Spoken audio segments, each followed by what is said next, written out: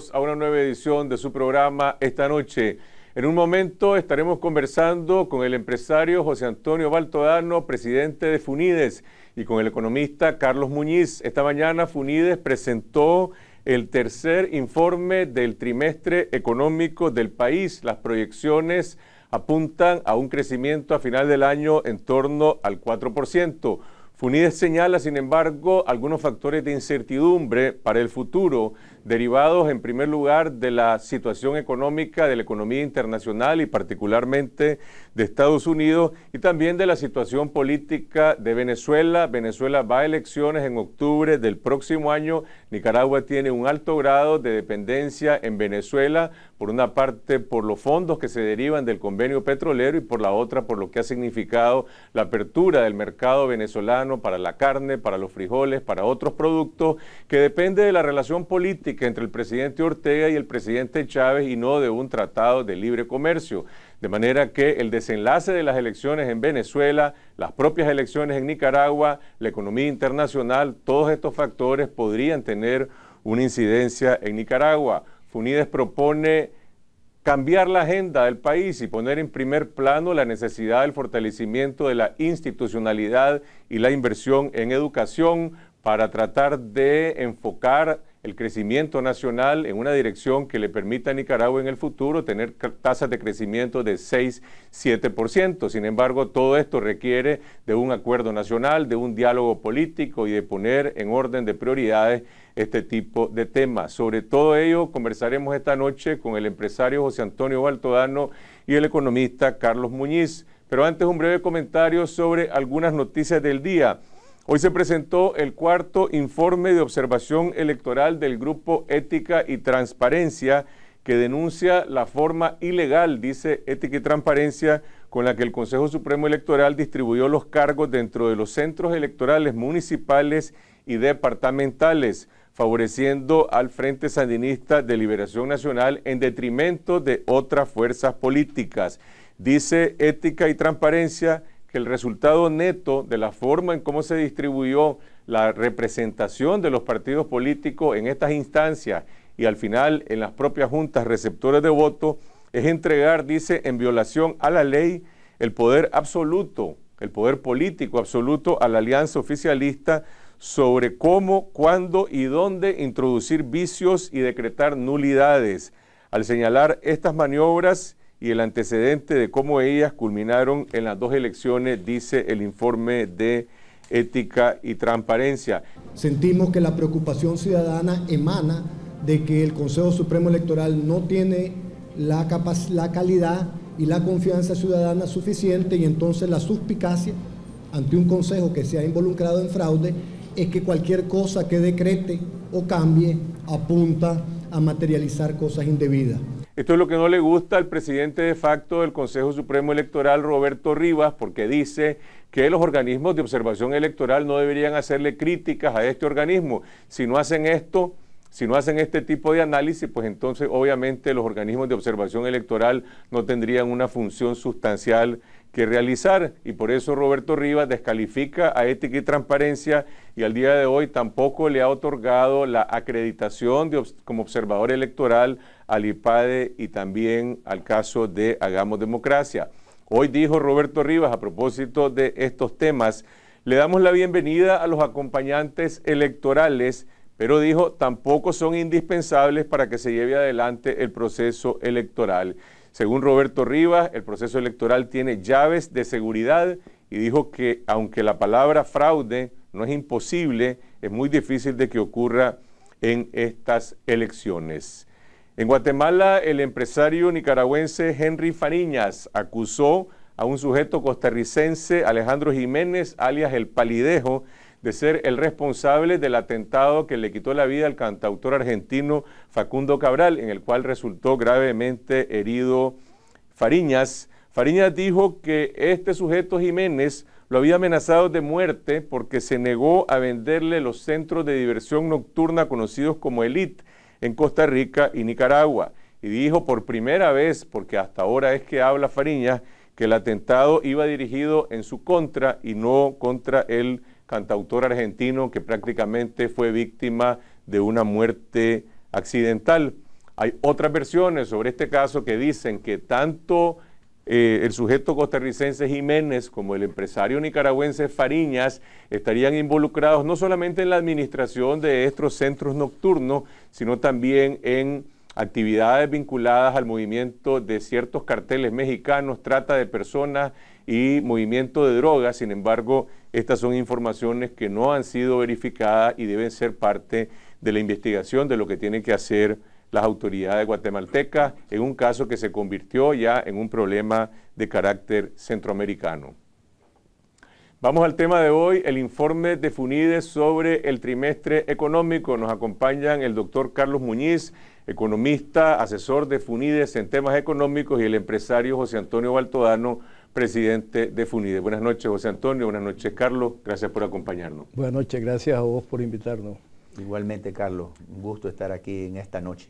Vamos primero a los temas de los datos duros de las proyecciones económicas. Ustedes decían esta mañana que están dando proyecciones que son bastante parecidas a las que apunta el Banco Central en la coordinación que tiene con el Fondo Monetario, más o menos 4% de crecimiento económico. Así es, Carlos Fernando. La actividad económica del primer semestre del año fue muy pujante.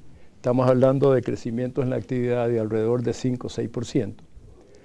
Para este año nosotros estamos estimando un 4.2%, que es, como vos decís, muy cercano a lo que tiene el gobierno.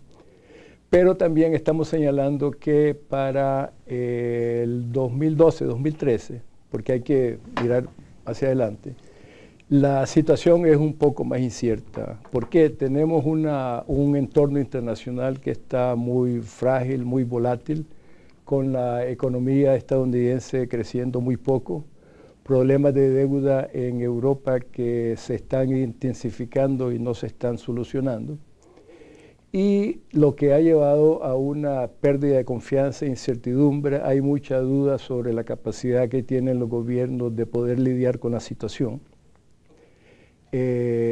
A nivel interno está el tema de cómo se va a proceder con el proceso electoral, y también lo que vos mismo mencionaste, el tema de la sostenibilidad de la ayuda venezolana, ¿no? y el monto.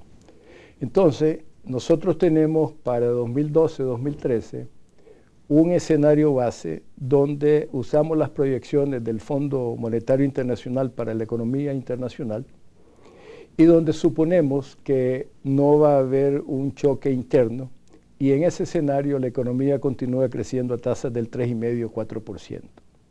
Pero, como ya mencioné, hay muchos riesgos, y si tenemos un problema externo en el sentido de una intensificación adicional de la crisis europea o un cero crecimiento en Estados Unidos, no digamos una recesión, entonces estaríamos viendo tasas de crecimiento de, qué sé yo, podríamos estar viendo tasas de crecimiento del 0,5% el próximo año y de algo así como 2% en el 2013. Ahora, el dinamismo de la economía en este momento está girando principalmente en torno a buenos precios. ¿Tiene esto que ver con el oro, con el café? El dinamismo está ligado básicamente a tres factores. Primero, las zonas francas están creciendo bien fuerte.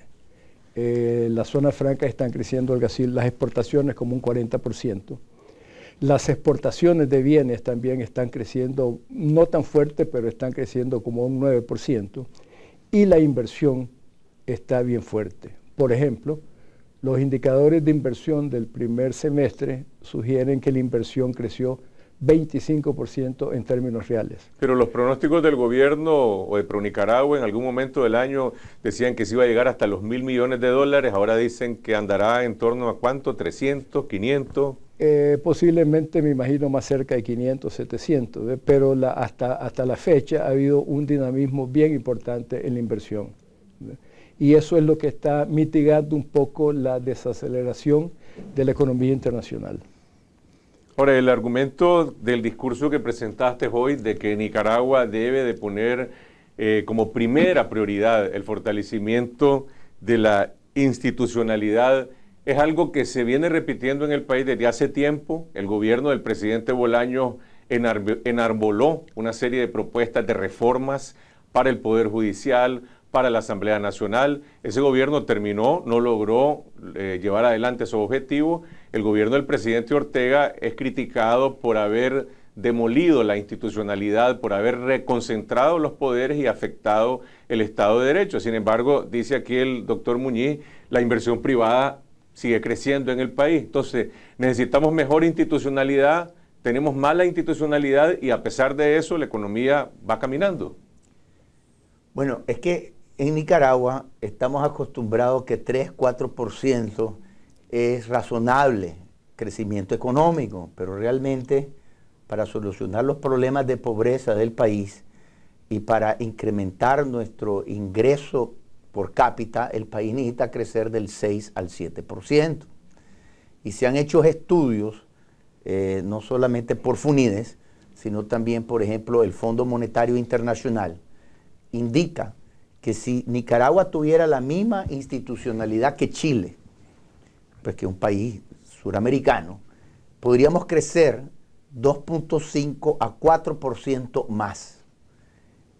Parece increíble, pero es cierto. O sea, solo mejorando algo que aparentemente es intangible, pero es sumamente tangible para atraer la inversión extranjera e incrementar la nacional.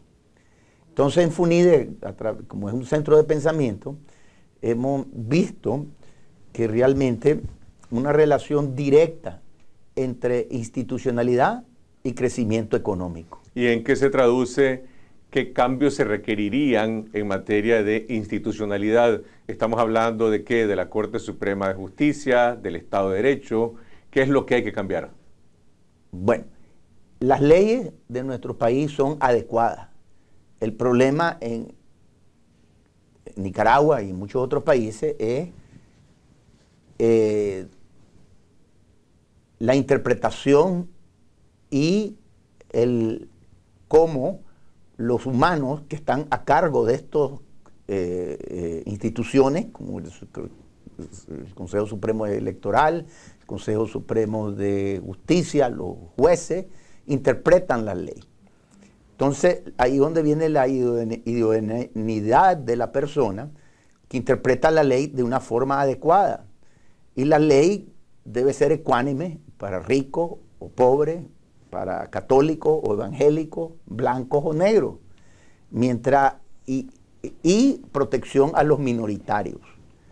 Y eso realmente implica un cambio de actitud de los gobernantes y de los gobernados. Y para eso es necesaria la educación. Y es un proceso de país, por eso es un proceso de consenso nacional. Pero es también un problema político, porque aquí hay un sistema que funciona para su propio beneficio, lo que se gestó desde el año 99-2000, el pacto entre el PLC y el FCLN, que se distribuyeron la partidización de las instituciones del Estado. Hasta ahora eso no ha podido ser reformado. Eso no se resuelve solo con educación, sino con cambio político.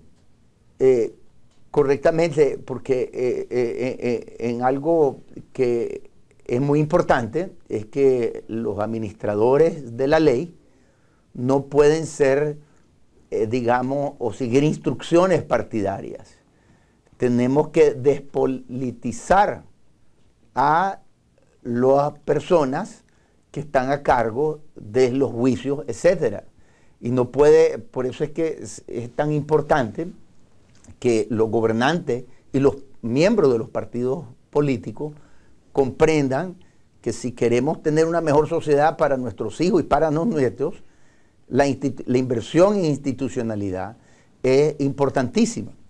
Porque también la institucionalidad va a evitar a través del tiempo lo que Nicaragua ha venido sufriendo por los últimos 190 años, que son periodos de progreso económico por 20, 30 años, después vienen crisis enormes. ¿Y por qué viene la crisis?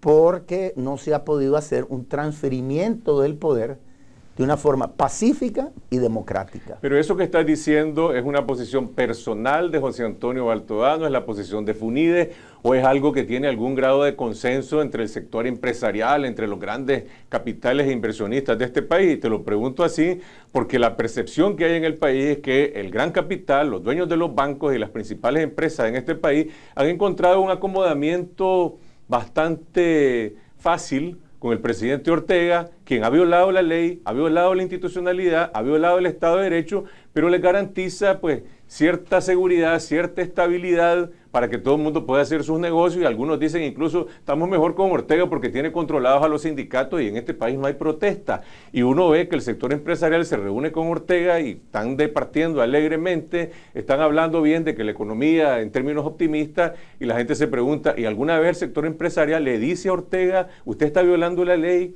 usted viola la Constitución y mire lo que está pasando y cómo eso está sacrificando el futuro del país? Es decir, hay un cambio de visión del sector privado. No, bueno, esta posición oficialmente es la de FUNIDES, que es una institución de pensamiento para el desarrollo económico y social.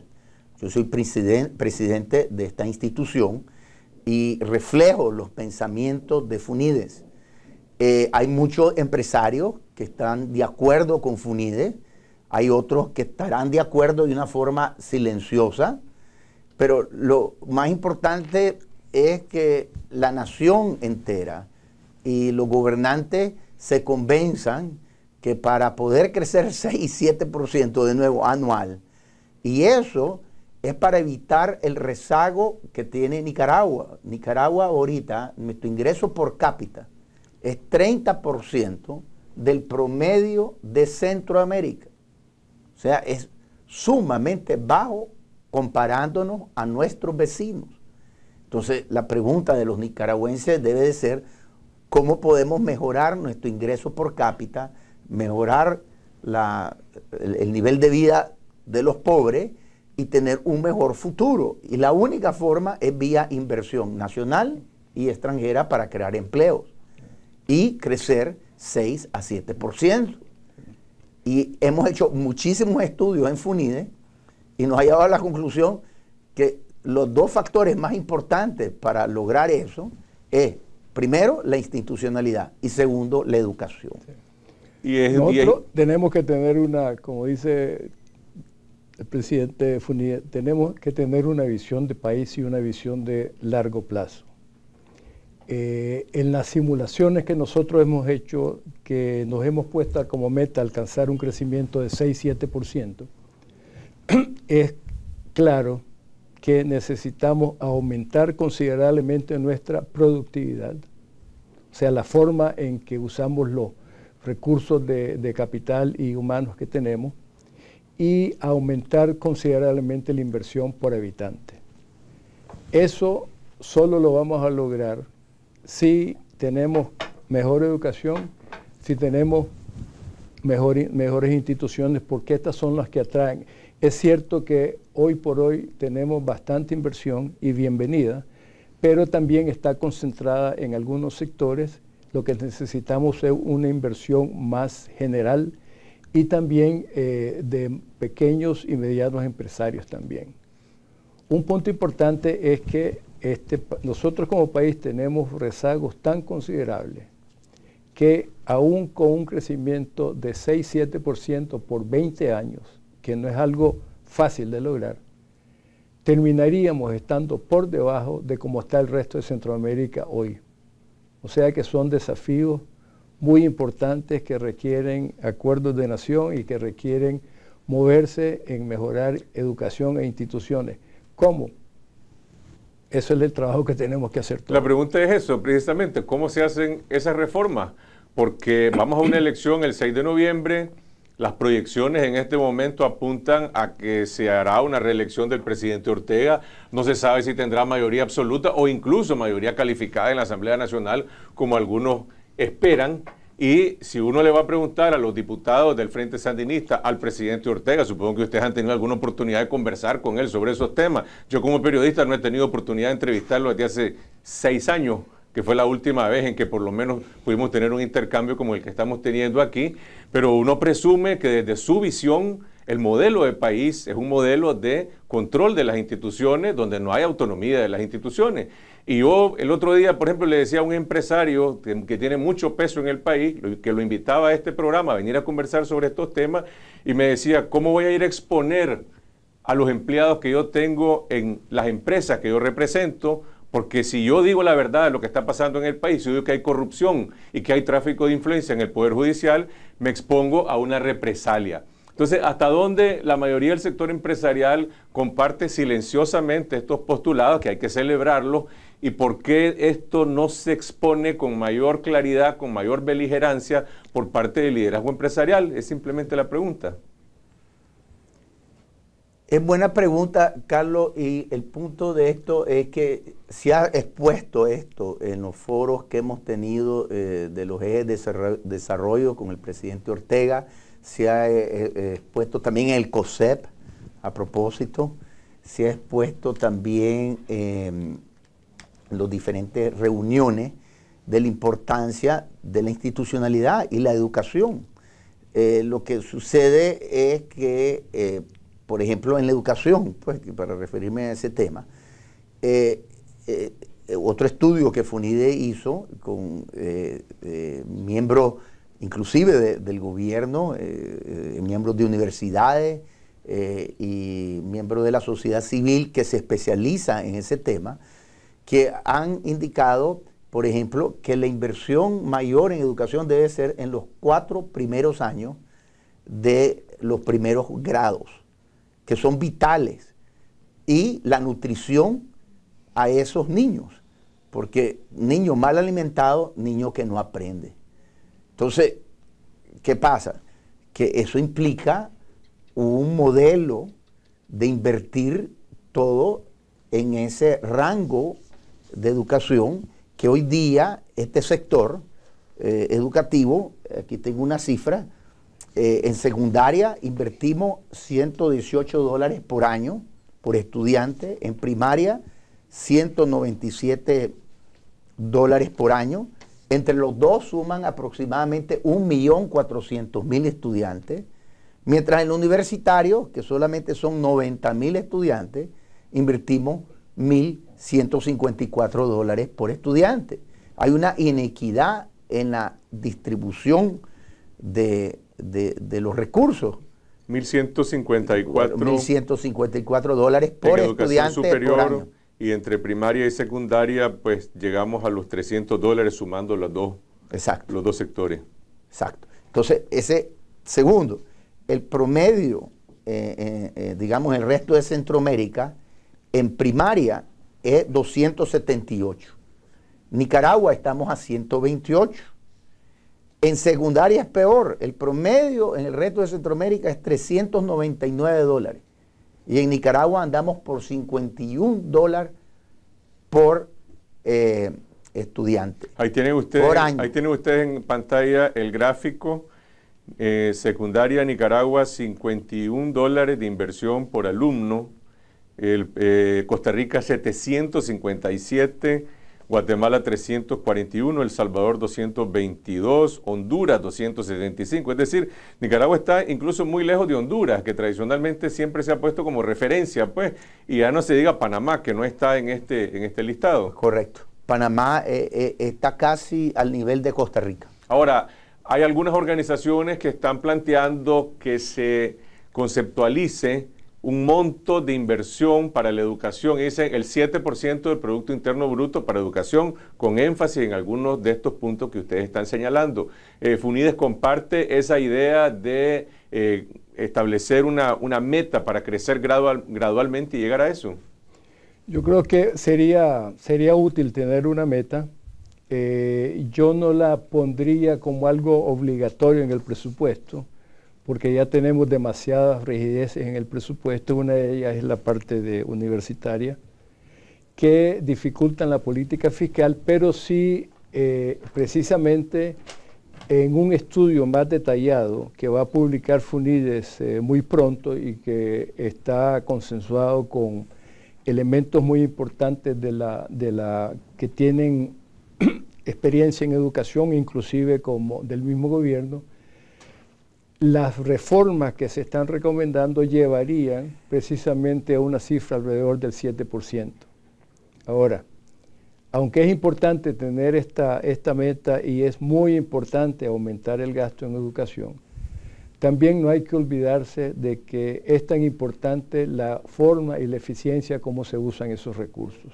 O sea, no ganamos nada en sencillamente tirar dinero a un sector en sí. El mayor dinero que tiene que estar acompañado por reformas, medidas que aumenten la eficiencia con que se gastan esos recursos. Okay, vamos a ir a una pausa. Al regresar, estas ideas, estos planteamientos, esta reflexión de FUNIDES podría tener cabida en la nueva agenda legislativa a partir del 2012. Ustedes están pensando en compartir estas propuestas con los candidatos a la nueva Asamblea Nacional. Ya regresamos.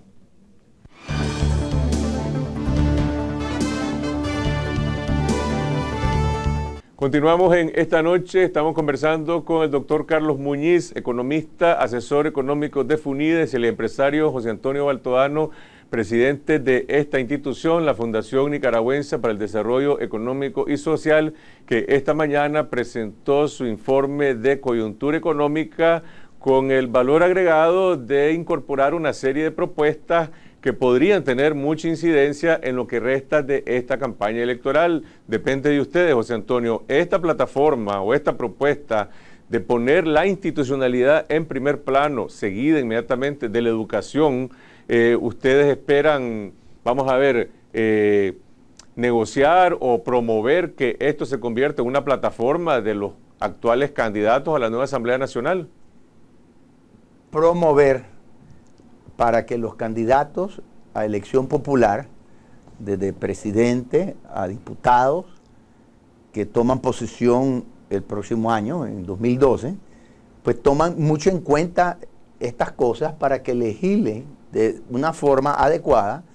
Y si queremos todos los nicaragüenses tener un mejor nivel de vida y seguir creciendo, como hablamos, superior a lo que hemos venido creciendo, o sea, al 6-7%, que estos dos factores, institución y educación, son vitales para lograr un mejor desarrollo económico y social en el país. Y esperamos pues que los políticos y los que van a ser electos, primero que tengamos una elección transparente y honesta. El doctor Muñiz presentó en los escenarios claramente que si hay algún problema en las elecciones, en términos que no sean percibidas claramente nacionalmente e internacionalmente como unas elecciones justas, transparentes y honestas, va a impactar enormemente en la inversión y por lo tanto en la generación de empleo y el crecimiento económico.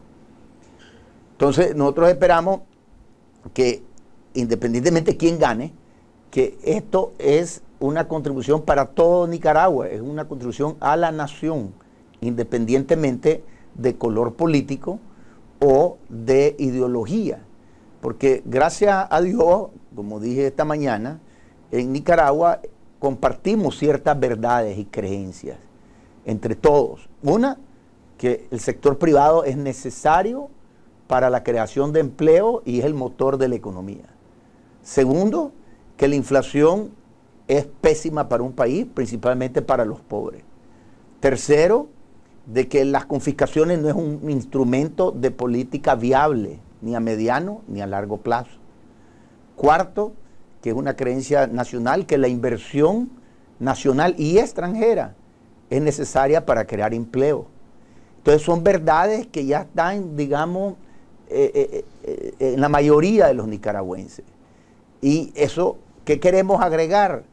Algunas otras verdades, que lleguemos a las mismas creencias que estas que he mencionado anteriormente, como es la institucionalidad y la educación.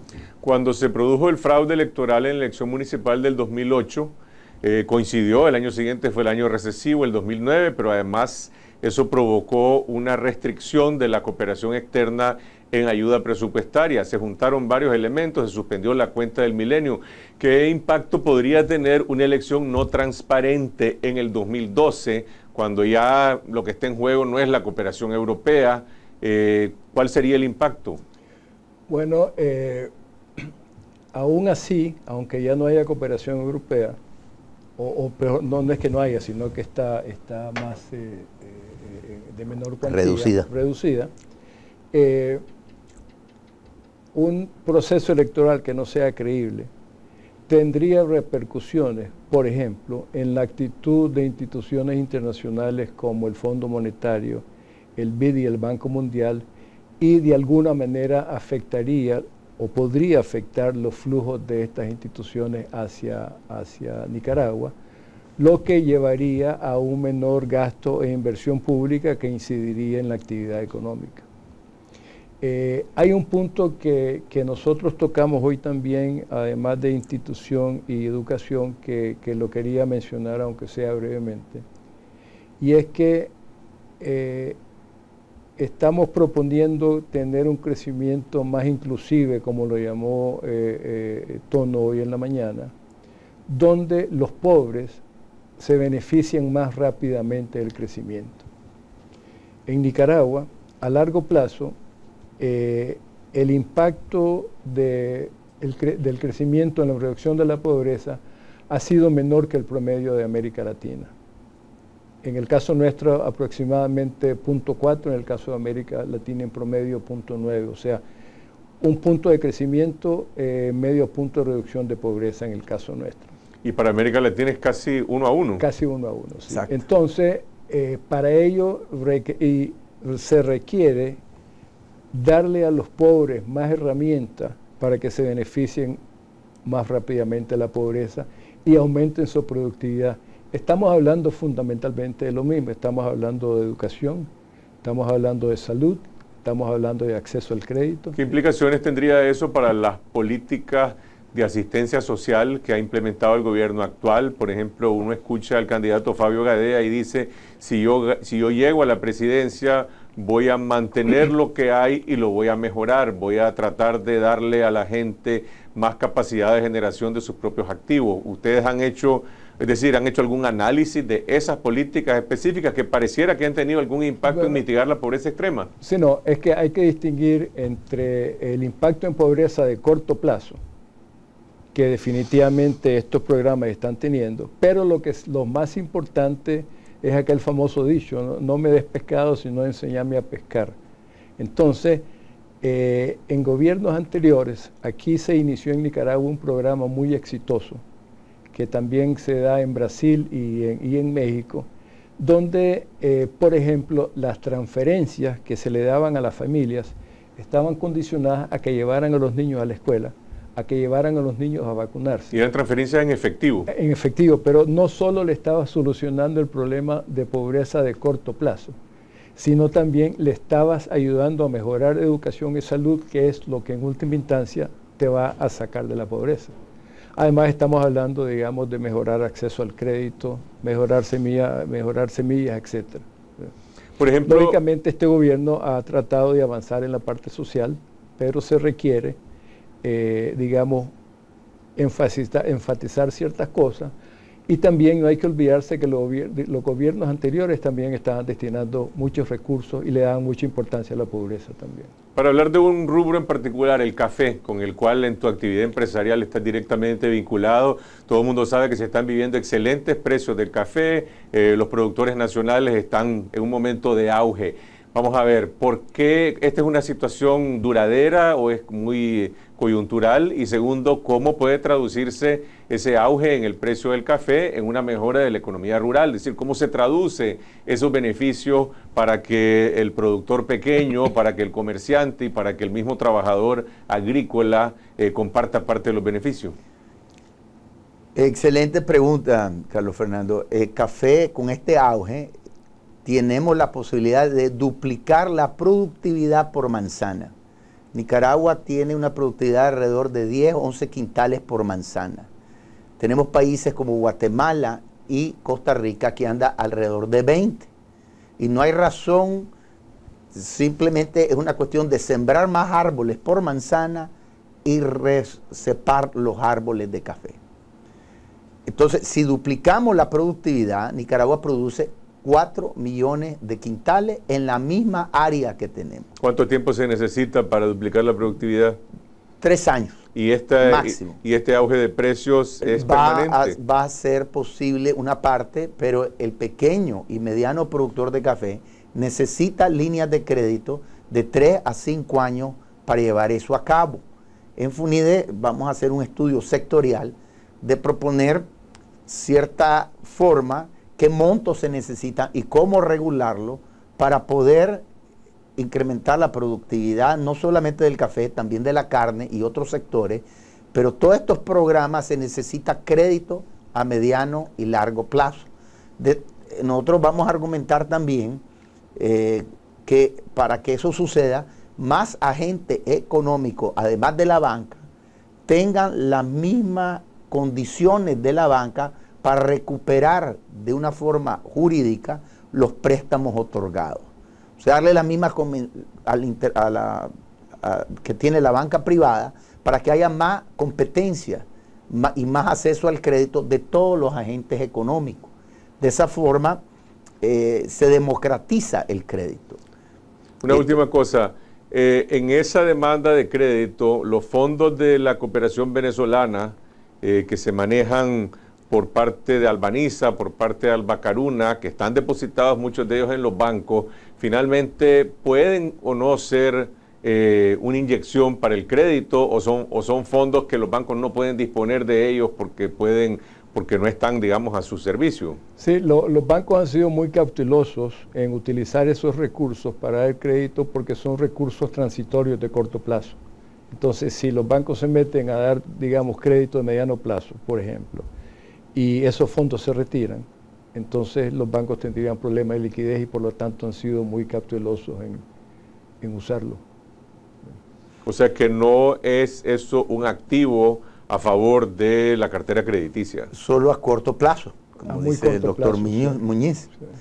Ahora, no me quiero quedar corto referente a los precios de café porque sé que a todos tus oyentes les interesa mucho porque muchos de ellos son productores. Es que dependemos mucho de la producción de Brasil que está por tenerse para el próximo año. Y eso depende de las lluvias en los próximos 3 semanas. Si llueve adecuadamente, Brasil va a tener la producción más grande de los últimos 30 años, aproximadamente entre 55 millones de sacos a 60 millones de sacos. Y eso va a ser una tendencia hacia la baja al café, o sea que hoy día estamos a $230. El precio más alto este año fue de 309. En nuestro criterio ya precios de 300 no lo vamos a ver.